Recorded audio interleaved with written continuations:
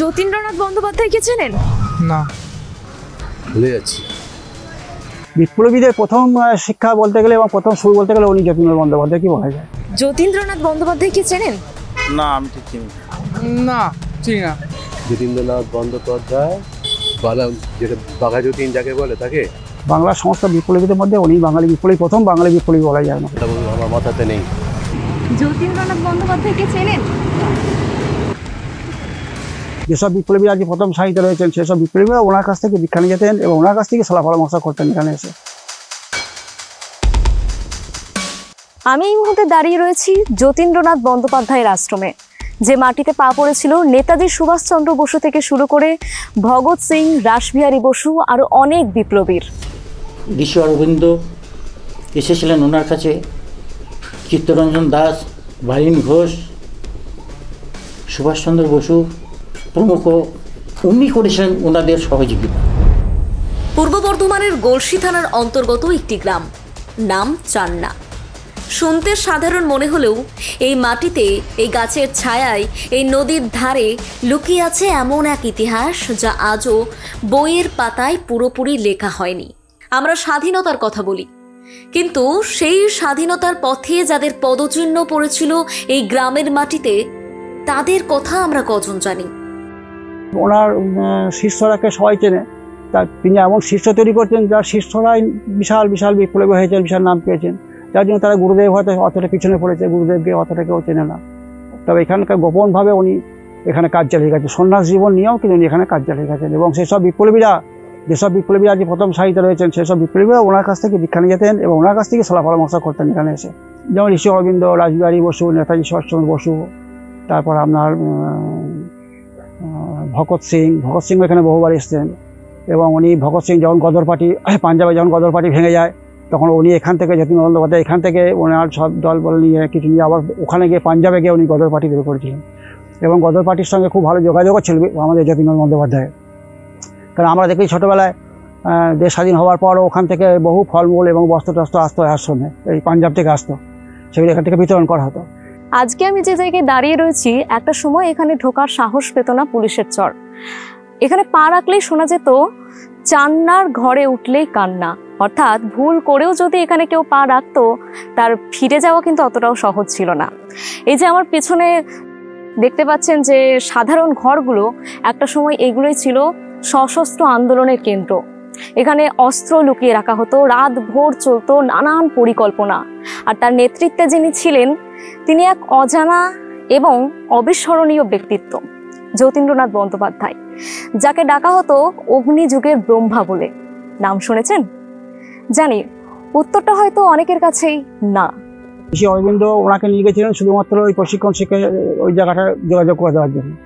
পরবর্তীকালে ঋষি অরবিন্দ কিন্তু ওই যতীন্দ্র বন্দ্যোপাধ্যায় শিষ্য হন।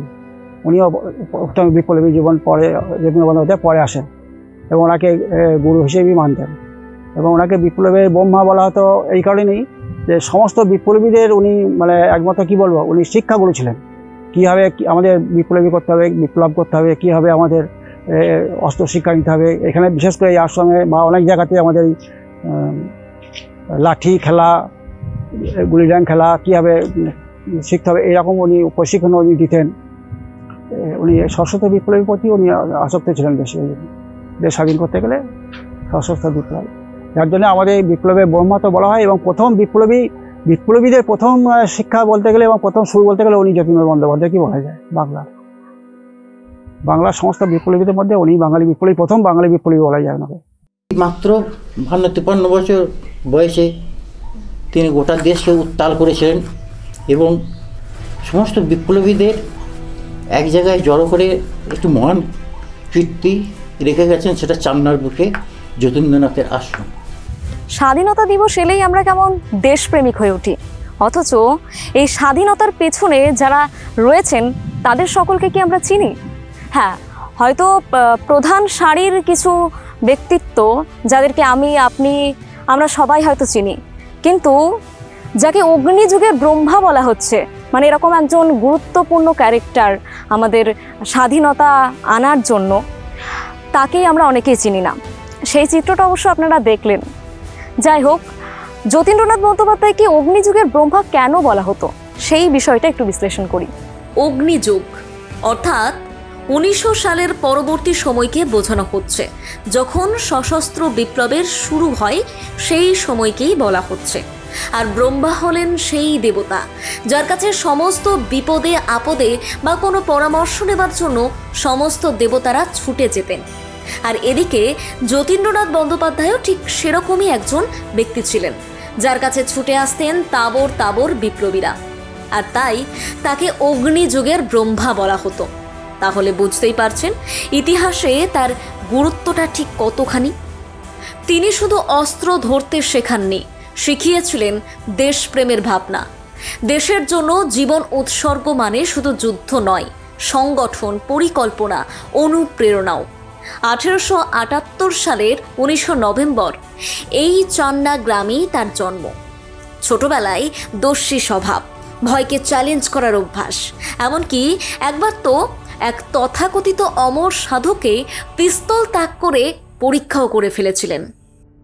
পরে বঙ্কিমচন্দ্রের আনন্দমঠ, তাতিয়া তোপের বীরত্ব, সিপাহী বিদ্রোহের কাহিনী, এই সব কিছু মিলিয়ে মনে গেঁথে গেছিল ব্রিটিশকে তাড়াতে হবে। উনি বিপ্লবটা হয়েছেন, সশস্ত্র বিপ্লবী করার কথা উনি চিন্তা ভাবনা করতেন। যার জন্য উনি ভাবলেন যে আমাকে প্রশিক্ষণ নিতে হবে। তাহলে প্রশিক্ষণ কোথায় নেওয়া যায় সশস্ত্র বিপ্লব হতে গেলে? তখন তো ব্রিটিশ আর্মি কী হয়, তখন ব্রিটিশ আর্মিতে বাঙালিদের নেওয়া হতো না। ওইটা ওনার সমস্যা হয়ে গেল। তো ওনার টাইটেল ছিল বন্দ্যোপাধ্যায়, আবার বাঙালি, আবার ব্রাহ্মণ বাঙালি, আবার তো ব্রিটিশরা তো নেবেই না। তখন উনি কী ভাবতে লাগলেন, ভাবতে ওনার সঙ্গে পরিচয় হয়, আপনার বেশি অরবিন্দের পরিচয় হয় বড়দায়। উনি তখন অরবিন্দ তখন ওখানকার যে গায়কোয়াড় যখনকার যে রাজা ছিলেন তাদের ওখানকে ওনাকে নিয়ে যান। নিয়ে গিয়ে বলেন যে ঠিক আছে, এখান থেকে ওকে ব্রিটিশদের আর্মিতে ঢোকানো হবে, কিন্তু ওই বন্দ্যোপাধ্যায় নামটাকে চেঞ্জ করতে হবে। এই বন্দ্যোপাধ্যায় নামটাকে চেঞ্জ করে ওনার উপাধ্যায়, বন্দ্যোপাধ্যায় বাদে ওটাকে উপাধ্যায় করে দিলেন। উপাধ্যায় করে ওইখানে থেকেই উনি অনুপ্রাণিত হয়ে ওই ব্রিটিশদের সৈন্যদের কাছ থেকেই উনি প্রশিক্ষণ নিয়েছিলেন। সেই প্রশিক্ষণ নিয়ে উনি ভেবেছিলেন যে এইভাবে আমি সশস্ত্র বিপ্লবী তৈরি করব। যাই হোক, আমরা এত দূর যখন চলে এসেছি, চলুন একটু যতীন্দ্রনাথ বন্দ্যোপাধ্যায়ের বাড়ি থেকেও ঘুরে আসি। ওখানে গেলে হয়তো আমরা আরও অনেক ইতিহাস ভেদ করতে পারবো।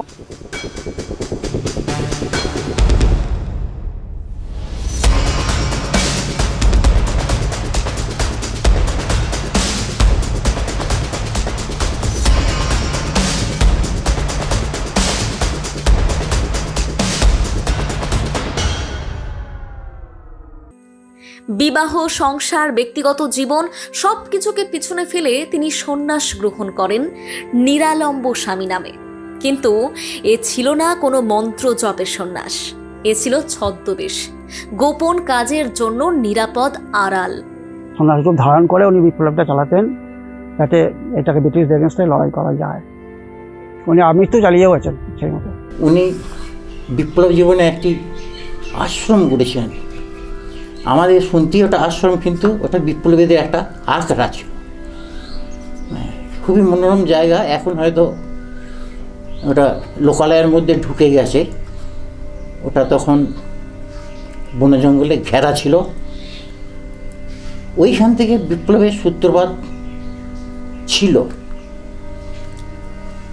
উনি বিপ্লবের বীজ যখন ছড়ান তখন বহু বিপ্লবী এসেছিলেন এবং ওই আখড়ার মধ্যে ওনার শিষ্যত্ব গ্রহণ করেছেন। যখন আলিপুর মহামামলায় ওনারা সব জড়িয়ে গেলেন, বা দেশবন্ধু চিত্তরঞ্জন দাস যখন উনি ওনাদেরকে ওকালতি করে ওনাদেরকে ছাড়িয়ে নিয়ে এলেন, সেই টাইমে হয়তো ব্রিটিশরাও প্রেশার ক্রিয়েট করেছিল যে তোমাদেরকে গোপন আস্তে থাকতে লুকিয়ে থাকতে হবে, কিন্তু প্রথম সাইজে তোমরা আসতে পারবে না, এরকম কিছু হয়তো চুক্তি থাকতে পারে। এটা কিন্তু আমার মতামত বললাম। তো আমার মনে হয় সেই কারণেই ওনারা হয়তো সন্ন্যাস জীবনটাকে উনি ঠিক করে নিয়েছিলেন, যে আমি যদি সন্ন্যাস নিয়ে যাতে আমাকে ব্রিটিশদের চক্ষু আড়ালে থাকতে পারবো, ওরা আমাকে লক্ষ্য করবে না। আর সেই সুবাদে আমরা এখানে ব্রিটিশদের লড়াই এগেন্সটে কার্যকলাপ শুরু করবো। এবং এখানে আশ্রম করে সন্ন্যাস জীবন নিয়ে কিন্তু গোপনে এদের কিন্তু এখানে সব লাঠি খেলা, বন্দুক চালানো, তারপরে ডাঙ্গুলি খেলা, এই সমস্ত কিন্তু এখানে শেখানো হতো, এটুকু আমরা জানি। এবং বহু বিপ্লবী, উনি সন্ন্যাসী না উনি সন্ন্যাসী হবেন তাহলে বিপ্লবীরা কেন আসবেন? সন্ন্যাসীর কাছে তার বিপ্লবী আর কথাই, কিন্তু বহু বিপ্লবী ওনার সন্ন্যাস ধারণ করার পরও কিন্তু বহু বিপ্লবী এখানে গোপন আস্থান ছিলেন এবং সলা পরামর্শ হতো, এইটা আমরা শিওর জানি। 1907 সালে এখানেই গড়ে তোলেন চান্না আশ্রম, যার চারপাশ ঘিরে ঘন বন, পাশে বয়ে চলা খড়ি নদী আর পালানোর মতো একাধিক গোপন রাস্তা। এখানেই তৈরি হয় বিপ্লবীদের নিরাপদ ঘাঁটি। এই জায়গাটাতে এখন যেমন ভালো দেখতে পাচ্ছি, নাম তো ছিল না, তখন একটা বন জঙ্গল ছিল এখানে, শিয়াল ডাকতো, এটা শ্মশান ছিল পাশে, কোনো মানুষের দিকে আসতো না, পুলিশের দূরের কথা। তো নদীটাও একটা কারণ ছিল যে নদীতে বর্ষাকালে বান বন্যা হতো, এখানে কেউ আসতো না। আর নদীতে 4টে থানা পড়ছে, একটা হচ্ছে বর্ধমান, একটা হচ্ছে আউসগ্রাম, একটা ভাতার, একটা গলসি। এই নদীটা 4টে থানাকে ভাগ করেছে, যার জন্য কি হতো, বিপ্লবীরা যদি একটা থেকে একটা থানা চলে যেত তাহলে ওদের এই আইনত সঙ্গত একটা থাকতো, বাধা থাকতো। এটাও একটা চয়েস করার কারণ হতে পারে। এখানে এসেছিলেন অরবিন্দ ঘোষ, ভূপেন্দ্রনাথ দত্ত, নেতাজি সুভাষচন্দ্র বসু, রাসবিহারী বসু, এমনকি ভগৎ সিংও। স্থানীয়দের দাবি 1927 থেকে 28 সাল নাগাদ ভগৎ সিং এবং নেতাজি সুভাষচন্দ্র বসু যতীন্দ্রনাথ বন্দ্যোপাধ্যায়ের সাথে দেখা করতে এই আশ্রমে এসেছিলেন। ইতিহাসের নানান সূত্র মেলাতে গেলে এই দাবি কিন্তু একেবারেই উড়িয়ে দেওয়া যায় না। অরবিন্দ ঘোষের সঙ্গে তার প্রথম দেখা বড়দাই। অরবিন্দ চাইছিলেন বিপ্লবীরা ব্রিটিশ সেনায় ঢুকে ভেতর থেকে বিদ্রোহ ঘটাক। 1857 সিপাহী বিদ্রোহের পুনরাবৃত্তি ঘটানোর স্বপ্ন। যতীন্দ্রনাথ সেই চেষ্টাও কিন্তু করেছিলেন। ভুয়ো পরিচয়ে সেনায় ঢোকা, সামরিক প্রশিক্ষণ, সবকিছুই। পরে কলকাতার 32 নম্বর মুরারিপুকুরের গুপ্ত সমিতির গুরুত্বপূর্ণ স্তম্ভ হয়েছিলেন। খ্রিস্টান সঙ্গে ওনার পরিচয় হয় বড়দায়, যেটা ঋষি অরবিন্দ ওনাকে পরিচয় করে দিয়েছিলেন। কারণ যখন বড়দা খ্রিস্টান আসতে জানতে পারে ওই গায়কওয়াড়ের কাছ থেকে, তখন ঋষি অরবিন্দ বললো, চলো যতীন, আজকে আমাদের খ্রিস্টান আসছেন, তুমি চলো আমার সঙ্গে। যে ওই বড়দা ওখানে স্টেশনটা, আমার নামটা মনে পড়ছে না, স্টেশনে ওরা গিয়েছিল আনতে ঘোড়া গাড়ি করে, সেইখানে ঋষি অরবিন্দ উনি ওনার সঙ্গে পরিচয় করে দিয়েছিলেন। যুগান্তরের প্রতিষ্ঠাতা এবং সদস্য স্বামী বিবেকানন্দের ভাই ভূপেন্দ্রনাথ দত্ত একবার এখানে এসে তাকে জিজ্ঞাসা করেছিলেন, আপনি কি আন্দোলন ছেড়ে দিয়েছেন? যতীন্দ্রনাথের উত্তর ছিল, আমি ছাড়িনি, শুধু পদ্ধতি বদলেছি। গোপনে থেকেও তিনি বিপ্লবের কাজ চালিয়ে গিয়েছিলেন। তারকেশ্বরে যখন ডাকাতি করতে যায়, তারকেশ্বরে তখন যতীন্দ্রনাথ বন্দ্যোপাধ্যায় খুব একটা মত ছিল না, এবং যখন ডাকাতি করতে যায় তখন গিয়ে কিছুই পায়নি। এবং যখন যাওয়ার সময় শুনে যায় নাকি ওই নিবেদিতার কাছ থেকে ওনার ব্যক্তিগত রিভলভার নিয়ে গিয়েছিল ডাকাতি করতে। ওইটা যতীন্দ্রনাথ বন্দ্যোপাধ্যায় জানার পর নিবেদিতার প্রতি একটু হয়েছিলেন, অত ক্ষুণ্ণ হয়েছিলেন। তা নিবেদিতা তখন বলছে, না, ওটা কিন্তু ওরা ডাকাতি করতে যাওয়ার সূত্র ধরে আমার কাছে নিয়ে যায়নি, আমার কাছ থেকে ওরা নিয়ে গিয়েছিলো, অন্য কোনো কাজ করে নিয়ে গিয়েছিলো। তারপরে ওইটা নিয়ে ডাকাতি করতে গেছিলো, আমি ঠিক জানি না। এটা কিন্তু নিবেদিতা যতীন্দ্রনাথ বন্দ্যোপাধ্যায়কে বুঝিয়েছিলেন। আজ আমি যে বট গাছের নিচে দাঁড়িয়ে কথা বলছি, একটা সময় এখানেই রাত্রিব্যাপী চলতো বৈঠক। খড়ি নদী দিয়ে নৌকা ভরে আসতো বিপ্লবীরা, আবার প্রয়োজন পড়লে এই নদী দিয়েই তারা গোপনে পালিয়ে যেতেন। প্রকৃতি যেন এখানে নিজেই নিরাপত্তার একটা প্রাচীর তুলে দিয়েছিল। যাই হোক, অনেক কর্মকাণ্ডের পর 1930 সালের 5ই সেপ্টেম্বর যতীন্দ্রনাথ বন্দ্যোপাধ্যায় বরানগরে দেহত্যাগ করেন। আমি ক্লাস 6-7 যখন পড়ি তখন ওনার বক্তৃতা আমি শুনেছি, কারণ আমি তখন ছোটো, তখন আমরা কী করতাম, বক্তৃতা দিতাম, আমার তো ভালো লাগতো না তো শুনতে, তো আমরা বদমাইশি করতাম, ছোটাছুটি করতাম। তা আমাদের কথা, ও বাচ্চারা শোনো, তোমরা বসে তোমাদের গল্প বলি। তা গল্প বলেও আমি যেন গল্প বলবে সেই সময় আমরা বসে যেতাম বাচ্চারা, কিন্তু গল্পের মাধ্যমে উনি ওনার বিপ্লবী জীবনটা উনি আমাদের শোনাতেন যে কী হয়। তখন জানতে পারি যে এখানে বিপ্লবী এসে বসত, ওই গল্প উনি শুরু করতেন, এবং আমাকে নাকি বলতে ওদের সামনে বসতে দেওয়া হতো না, একটু দূরে বসতাম আমরা, যাতে গোপন যে আলোচনা হতো সেটা যেন শুনতে না পারি। আমার ডিউটি ছিল যে ওনাদের যে আলোচনা হচ্ছে সেই চিঠিপত্র আমাকে দিত, সেই চিঠিপত্র আমার খানায় অঞ্চলে পৌঁছে দিয়ে আসা। পরবর্তীকালে দেশ যখন স্বাধীন হয় তখন ওনাকেও তারপরেও ওনাকে আমি দেখেছি, উনি আমাদের আশ্রমে আসতেন। এই আশ্রমটাই ছিল ওনার কর্মজীবন, এবং আশ্রমে এই যে নদীর ধারে যে পিকনিক যে কাজগুলো দেখছেন, সেটা ওনার ব্যক্তিগত উদ্যোগে, এই যে নদীটা যে ভেঙে যেত না, ওনার ব্যক্তিগত উদ্যোগে, এবং ইঞ্জিনিয়ারকে, ব্লকের আমাদের ডিস্ট্রিক্টের ইঞ্জিনিয়ারকে বলে উনি এই নদীটা পিচিংয়ের ব্যবস্থা করেন, একটা ঘাট তৈরি করেন। এই ঘাটটা ওনার উদ্যোগই হয়েছিল। তারপরও চান্নার আশ্রম রয়ে গেছে ইতিহাসের নীরব সাক্ষী হয়ে, কিন্তু তার নাম আজও ইতিহাসের বইয়ের পাতায় স্থান পায়নি। আজ আমি যখন এখানে দাঁড়িয়ে কথা বলছি তখন মনে হচ্ছে বাতাসে যেন সেই সব দিনের গোপন ফিসফিসানি কানে ভেসে আসছে। আর আপনারা যে দৃশ্য দেখছেন তা কেবল ইট কাঠের পুরনো গল্প নয়, আমাদের স্বাধীনতার একটা রক্তমাখা গোপন অধ্যায়। যাই হোক, ভিডিওটা আজকে এখানেই শেষ করছি। আপনারা ভালো থাকবেন, সুস্থ থাকবেন, আর অবশ্যই আমাদের স্বাধীনতার এই গোপন অধ্যায়কে, এই গুরুত্বপূর্ণ চ্যাপ্টারটাকে সকলের সাথে শেয়ার করে নেবেন।